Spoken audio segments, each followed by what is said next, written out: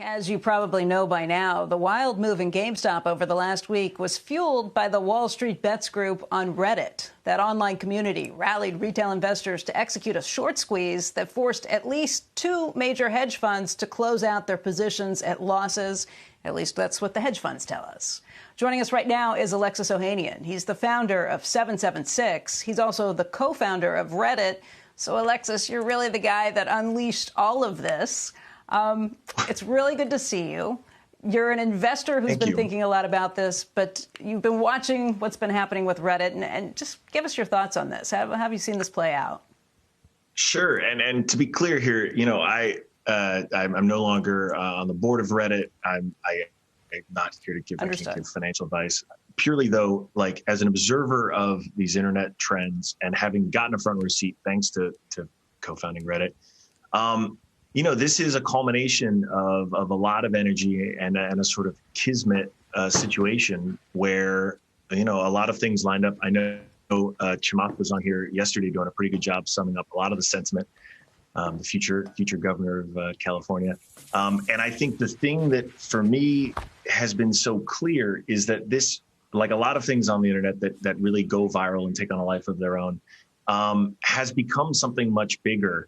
And I think even just looking at the comments around the internet is something that's very personal to a lot of people, and a chance for, you know, John or Joe and Jane America, the sort of retail buyers of stock, to flex back and push back on these hedge funds. And I do think this is a seminal moment. I don't think we go back to a world before this, because these communities, they're a byproduct of the connected internet, and whether it's one platform or another, this is the new normal. And we've watched the internet now over the last 10, 15 years, thanks to the rise of social media and all this infrastructure, really bring a bottom-up revolution to so many industries. We've seen this across media. We've seen this across so many different sectors, and now it is happening to finance. And I mean, it's nothing short of remarkable, and I really do think this is really the start of a new era for how we're going to sort of how we're going to perceive the public markets and the interaction of consumers with it. Hey, Alexis, I am all in favor of the pendulum swinging and going back against the greedy guys. I mean, I don't know if you remember the corporate raider guys, Ivan Boesky, Michael Milken, and the bunch. My dad lost his job back in the 80s when Ivan Boesky bought out his little oil company, Natomas, because the reserves that they had were worth more than the stock, fired everybody. So I am all in favor to everybody else for a long time. But I do have to say, when I watch what happens with this, I worry about the retail investors that are following Chamath's bidding, following other people's bidding. Chamath got into this stock, but he got out of it before he came on yesterday to talk about how he had gotten out of it. I don't know who he thought he was selling those shares to, but I doubt it's the short sellers. Yeah, look, I think what's really remarkable here, and I've been on here over the years talking about things like Bitcoin, which you know I'm obviously still continue to be pretty long on. I think we're seeing cryptocurrency is one example of this bigger story where I think people are looking for more opportunities to have more influence over every part of their life, including, in many cases, very importantly, their money, their investing, and the access to knowledge, the access to information, the access to world-class technology to process all those things is now getting democratized to anyone. I mean, the user who kicked this off, I had to write this down. He has a YouTube account called Roaring Kitty, who first did the analysis on GameStop and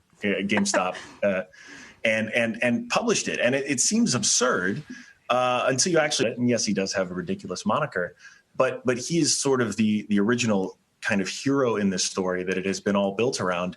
And I think the thing that has been really eye-opening for me is to see for how many people it's personal. Like I said, there are stories from the recession, from 08 and the aftermath that were being told, you know, during Occupy Wall Street in Zuccotti Park. But that was a time when, you know, the internet was still in its infancy. And in many ways now we're seeing a new reality. And I do think, I mean, this is without precedent. And obviously everyone should be making, you know, they should be very thoughtful about where they're putting their money and their investments. But I do think this is a drastic shift. And I don't know where this goes from here other than new systems emerge to start to adapt to this new reality.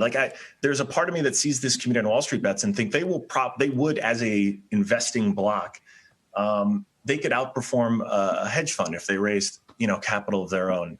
If there is the menu is open with this combination of technology and ubiquity of connected people, sharing insights and opinions. And, I hear you, and I think it's an important thing.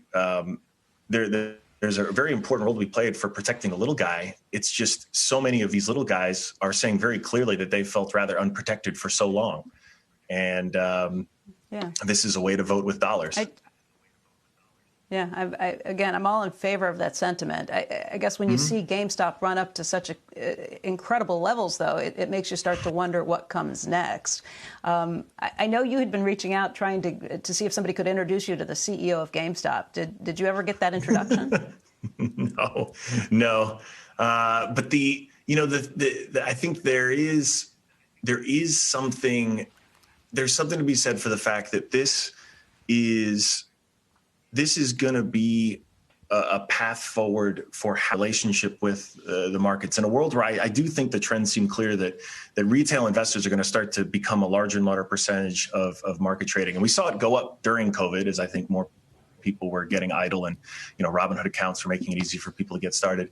But I think there's going to be a very new normal afterwards where even the role of the CEO, and, Elon Musk is obviously one who's done this very, very well, is to have a different kind of relationship with the market because it's actually about this kind of community building that looks a lot more like a type of community building we're just not used to from CEOs. But I do think the precedent is there, and I think this is the model for what it's going to end up looking like. Shepard Smith here. Thanks for watching CNBC on YouTube.